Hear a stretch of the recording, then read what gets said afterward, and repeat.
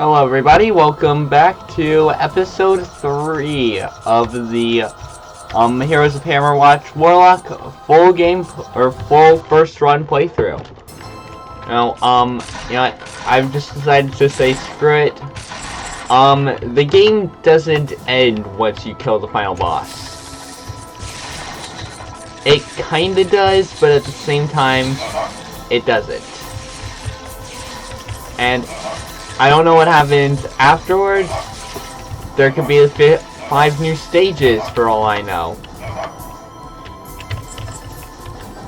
But yeah, I don't know what happens. All I know is that you beat the final boss and then you unlock NG+, so New Game Plus.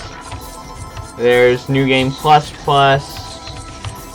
There's a lot of pluses that can be added. So game has a lot of replay potential even once you beat the final boss. And of course the difficulty increases. So that's what I mean by new game run through. And I did not intend to run into this immediately. So the prisons. The prisons gimmick is that there are jail cells. Or cells. Because, you know, prison. And these cells are locked. Some cells you can get into using glass locks, but those are rare and those are few and far between. And over there, where my cursor is, that's a treasure room. It's hidden behind a crumbling wall, so you can tell. So once you find the switch, it'll always say something happened.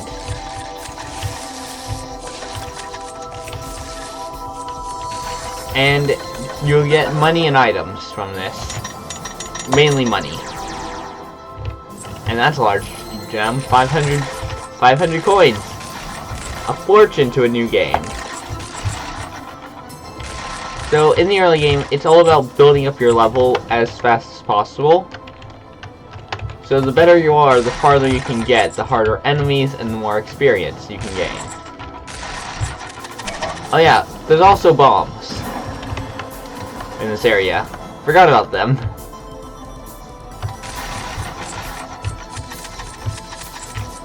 So yeah, like I said, I've done absolutely no research on anything here, so this is literally a blind playthrough.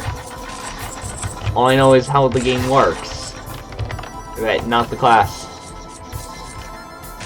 So it counts as a blind playthrough, I think. I'm counting it as a blind playthrough. I mean, you guys already know this, I've already uploaded the first 2 episodes. And you guys watched them, because why wouldn't you? This is the 3rd episode in a long series where I have probably spent 100 hours on one character. I don't think it's been that long, but it was a long while with that guy. Again, I only recently beat the easiest version of the dungeon. So this game is going to be a long playthrough for the channel. Probably even longer than my Lost Castle series, all things considered. Like, there's so many different classes here. These classes I haven't even unlocked.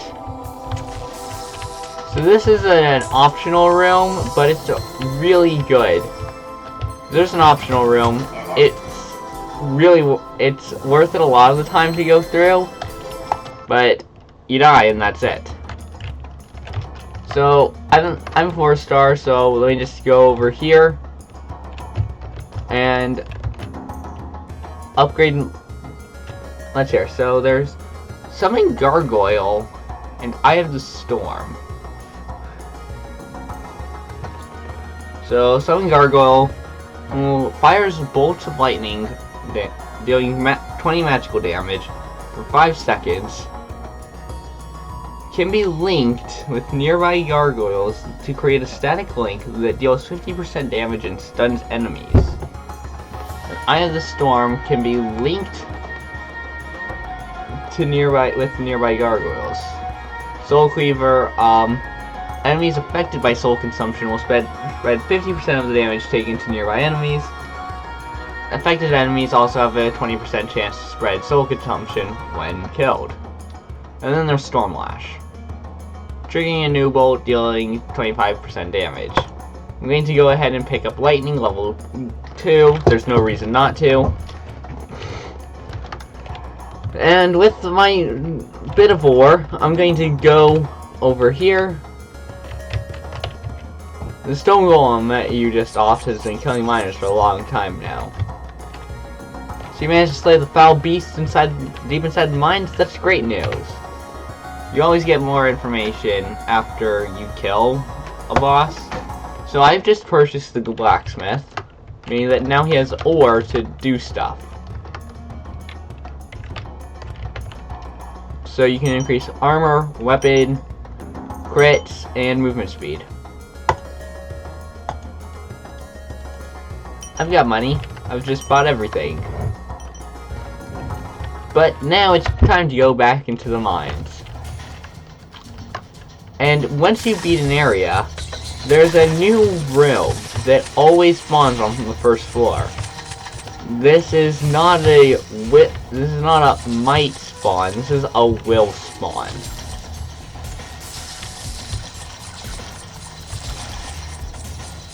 Okay, and it's a pretty good system. But you'll notice that the lightning bolt has increased in cost. And Elven Bow has increased my attack power by 20, which is huge. And here it is, the portal. We'll be coming back to this in a minute. I like to always fully clear out the first floor. There's no reason not to. Even if you know you're going into the portal, you might find a monolith. This thing over here. We'll grab that and then go into the portal. And I'll explain why. So, monoliths give you buffs. Not permanent, they do have a duration. They're powerful though. And last through the different rooms. Hence why I'm going to be grabbing it and then rush the portal. So I get the most effect out of it possible.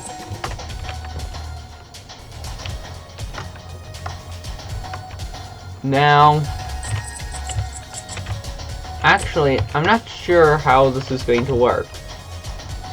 On a previous playthrough of mine, the portal room worked one way, but in another it worked in a completely different way. So it's going to be an adventure. But the main purpose is the same. Wave after wave of enemies spawn. You have to kill them. Defeat everything, you get a ton of items. 8 of them. Of a rarity depending on where you are.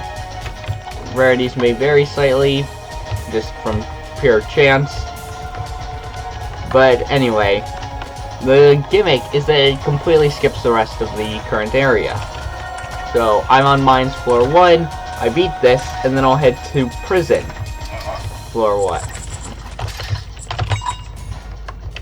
So there we go, full floor has been explored. So you just go over, interact with F, incredible strength. So what incredible strength does, increases damage by 200%.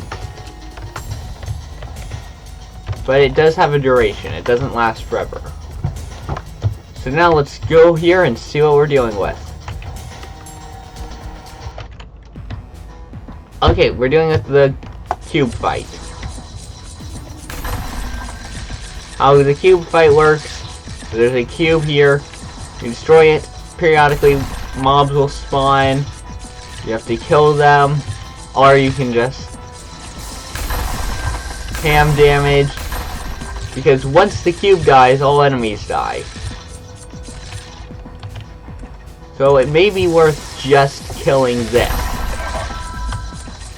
It may not though, it all depends. Does the cube attack yet, or is that just in prison onward? Oh yeah, and also you get the combo. Combo unlocked. So yeah, you get a ton of items. Items vary every single time. But let's hear. So I got Apothecary's Herbs, Adventurer's Garb, Vendor's Coin, Ring of Rejuvenation, Scroll of Magic Missile, page 2, Mana Stone, Fancy Plume, and Serrated Scimitar. Go back and pause if you want to see what any of the items do. But anyway, so combos. How they work is, you'll see that now I have a little purple bar that fills over my head every time I get a kill streak. This slowly fills up, and when it's full, you'll enter a combo. So, combos, I'm not really sure what they do. Or, there are certain items that do give buffs to your combo. They're all in one class, though, so yeah, they do give buffs. Like, for instance, having a little Nova that shoots out and deals damage to nearby enemies while you're in combo. Making it easier to enter combo. Increased regen in combo, etc. However, you have to get kills going to enter the combo, and then to maintain it.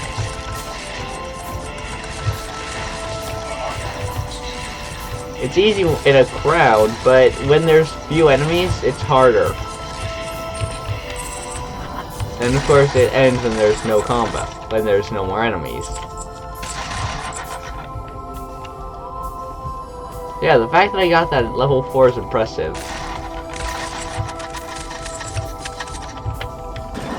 So I've sent the gold back to town just so there's a nice bit of income waiting for me.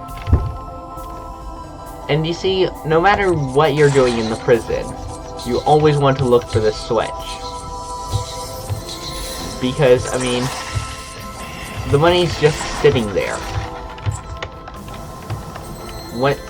I don't care how long it takes. Honestly, probably a quarter of my playtime has been spent in the prisons. You'd think that it would be spent in the mines, the first area in the game, but nope, it's in the prisons. Looking for the damn button. I think that's what I'm going to call this video. Searching for the damn button. Hey, I did say this wasn't a kid's channel. Man, it's funny how my ideals have changed. Also, be on the lookout for flashes of red eyes. Like here. That means that the wall is actually fake. And you can walk in and there's always an item.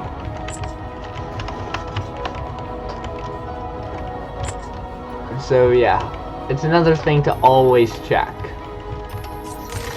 Now buttons will always spawn on this wall, on like the up wall, I think I'll call it. Yeah, up. I'll call it this. So I'll call this type of wall here up wall, down, left, and right. So when I mention an up wall, I'm talking about this type, this wall here, the wall that is at the top of the screen, or like the top part of the wall. Or it's kind of confusing, but like the surface of wall that is facing toward you. And again, that explanation has its own flaws. But okay, how about this? The wall that your cursor is pointing at when you are looking, when it is above your character. I think that's an okay description. But yeah, sorry, my descriptions are a little rambly. So yeah, again, you just want to hug the wall until you find the button. There is always a button. Hell can freeze over, but that button will still be there. It's always hidden, like you can barely see it. Most of the time. Sometimes they throw you a bone and it's invisible. But yeah. Now you just walk through and trigger everything and go through all the doors, which are now open. Because of course you have just triggered a jailbreak. And it's important to note that there are never enemies inside. So go through without worry and collect your hard-earned rewards. Like a chest. So the next boss of the prison is named Warden Peter. He attacks with a giant crossbow and has stunning attacks. And has a stunning attack. He also slams down his melee weapon. I'm not good at weapons, so I don't know what type it is. And I know that if I get the name wrong, you guys are going to hound me in the comments. So I'm not even going to bother and try. Hound me for that, I don't care. Ooh! An imp. Hopefully this time I can actually get there and not die horribly. Imps will always spawn on the up wall. Monster Pamphlet. Aberration. The tier 2 level of monster lore. There's brochure, pamphlet, and tome, I believe. I don't fully know, but each one does the same thing pretty much. Increased damage and EXP. As you now know the weak spot, I guess. So your strikes deal more damage.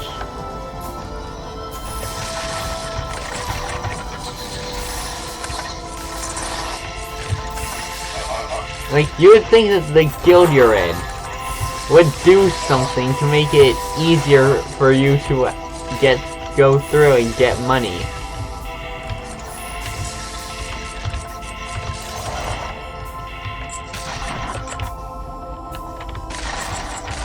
I already forgot what my buff did. Extends the range. So now my dagger has slightly more range. And it's probably more comparable to, I don't know, a short sword's the wrong term for it. Something in between a short sword and a dagger. I don't know. People who know weapons, let me know.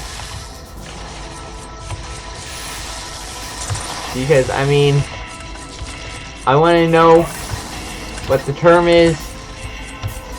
You guys know, and hey, you get to show you how much you know on a YouTube video that no one will ever see.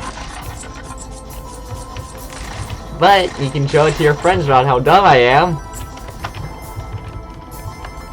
When in doubt, go for stupidity, Richard. So, I've used my potion, so I'm just going back to refill. If it's completely empty, sometimes it is better to just go and refill. You want to play it safe. However, if you only use like one charge and you've got like 5, wait till the end. So when in doubt, you want your potion to have a good amount. You want an emergency use, pretty much. Emergency use is always key. You never know when you need to panic potion. Ooh, cheese. Cheese heals 50, as you just saw. So there's apples, oranges, cheese, and steak. Steak heals the most and is the rarest, only appearing in areas 4 and onward. Apples are the most common, they heal 10. Oranges, 25. And I believe steak heals 100 unbuffed. So yeah, 10 and 25 for apples and oranges. Yeah, 25 is a good amount of health for a low HP class like Warlock. And now there's another merchant. Yay! Next here, mortar and pestle. You always want to grab a set item if you can. Also grab this, and I'll grab the magic missile. Curio's box is good, but it's not a needed item. You want items that you've already got several, or at least have in your set. That way you can actually like get stuff. Like Apothecary's mortar and pestle doesn't do too much. Like it increases armor and magic resistance for 50% for 5 seconds, but because I've got the herbs, it gives me a potion charge. And because I have this pamphlet for beasts, I gain plus 5% total damage. Never underestimate the power of buffs. Now why did I grab the magic missile? Upgrade, simple. 3 shots as compared to 1. And I use lightning ability a lot.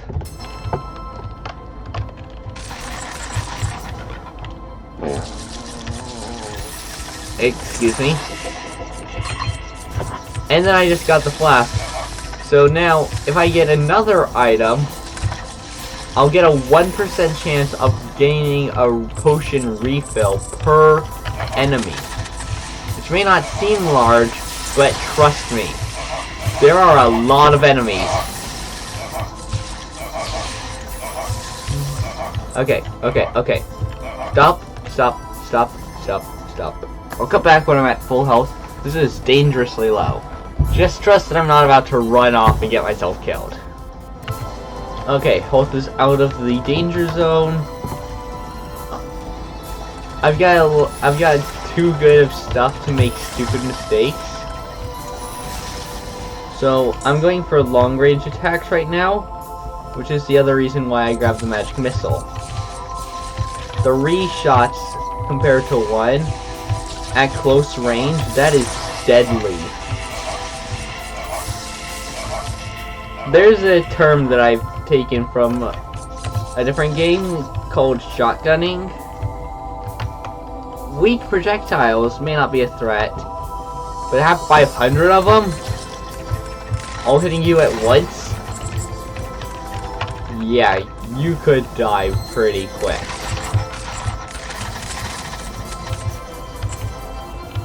Okay, good. There are fruit. There are oranges. Silver tea, nice. Sometimes you just get a run going. Like you've got a nice solid streak.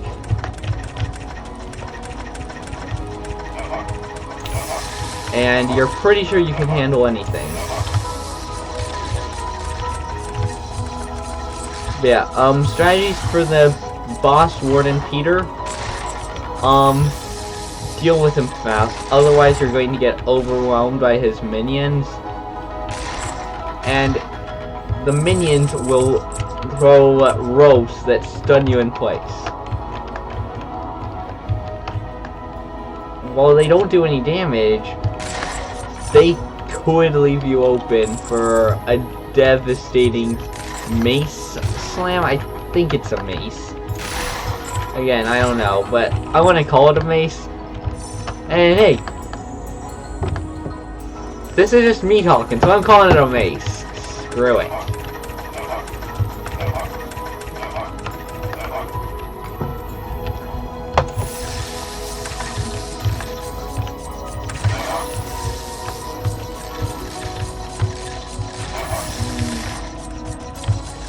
Sometimes you got an enemy that's like right next to you that you just can't hit.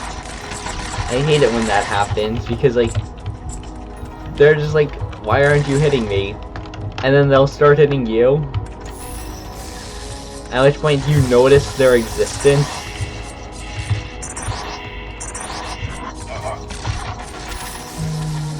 Okay.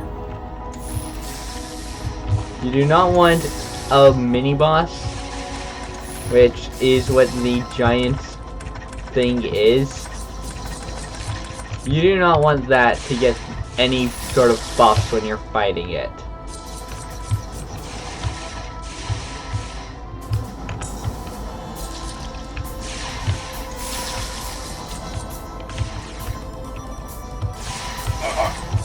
Oh right, projectiles go through, but projectiles also go through. Okay, okay. There you go, I'm just slowly healing.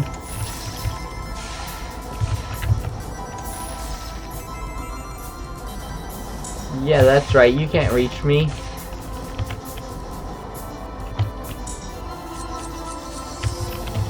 And I'm not really willing to leave right now, but my point still stands. I am safe.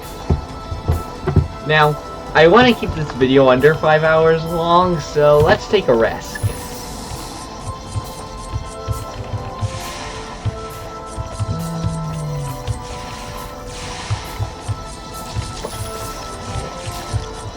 Well, that paid off well.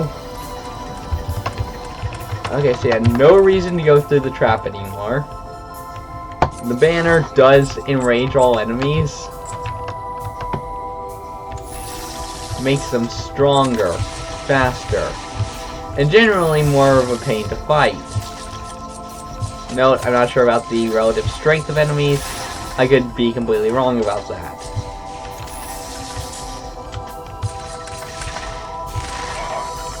I'm not sure if I'm playing this class right. Now, I know that might be a weird thing to say, but here's why. I'm not sure if I'm playing it right, because it might be more of a hidden run class than a full-out brawl class. Now, hidden run classes like this, I think you're just designed to get in one strike, and then have the 2 ticks happen to heal a bit, like what I'm doing. Slowly kill your enemy instead of just rushing in and dying gloriously. Dying is bad. Both, like, in all situations, dying is bad. Sometimes though you just get surrounded and have to end the video on a somber note.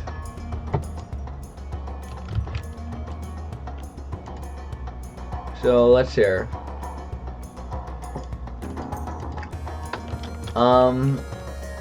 Yeah, shoot. There's something here that tells me what the guild buffs do, but I can't see it. So let's hear. How much is it to upgrade the guild hall to level 2? Guild hall tier 2 is 1 more ore.